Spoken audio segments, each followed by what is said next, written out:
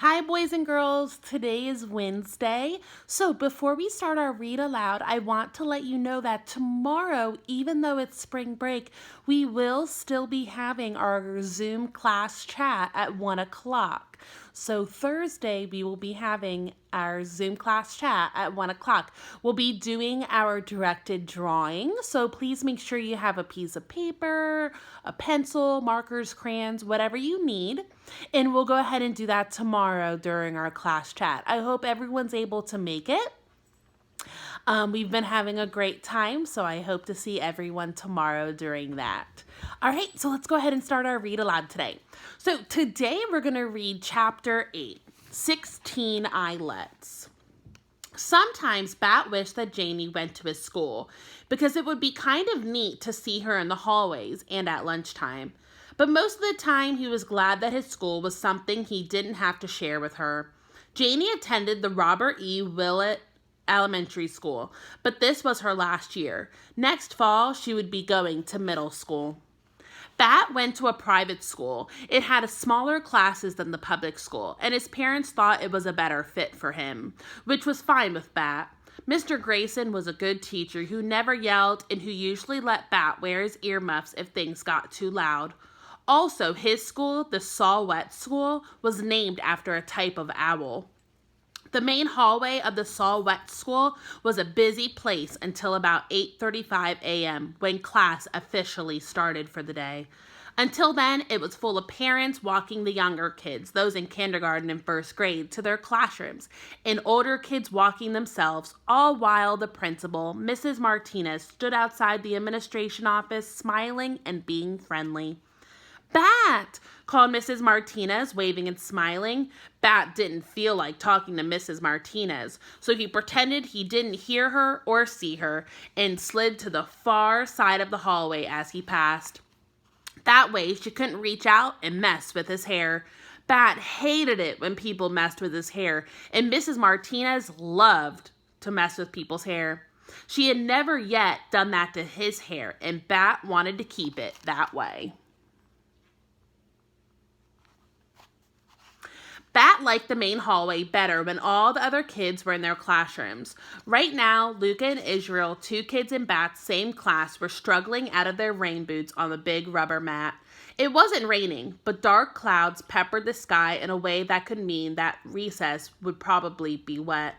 At Saw-Whet School, one of the philosophies was that students should go outside for recess, rain or shine or snow. Bat hadn't worn his rain boots, so he didn't have any that needed to be taken off. He didn't carry an umbrella either because the Saw-Whet School didn't allow them in the hallways or classrooms, which Bat agreed was a wise decision. He skirted around a kindergartner whose mother was kneeling in front of him, holding a tissue to his nose. "Blow," she said. He dodged between a couple of big kids, sixth graders, who were tossing a small red rubber ball back and forth. "Balls are supposed to be kept outside," Bat told the slightly smaller of the two big kids, a boy he recognized by the red glasses he wore. "Not this ball," said the boy. "This is a special ball." Then he threw the ball over Bat's head to the other kid, a very tall girl who caught it expertly with one hand and then laughed. "It looks like a regular ball," Bat said. "It's not a regular ball," said the boy with red glasses.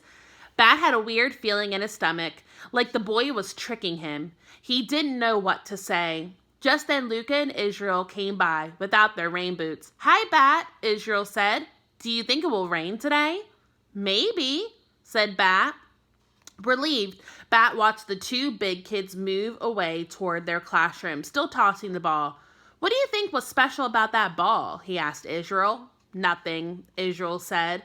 Then Mrs. Kiko came out of the kindergarten room and rang her handbell. It made a gentle tinkling sound.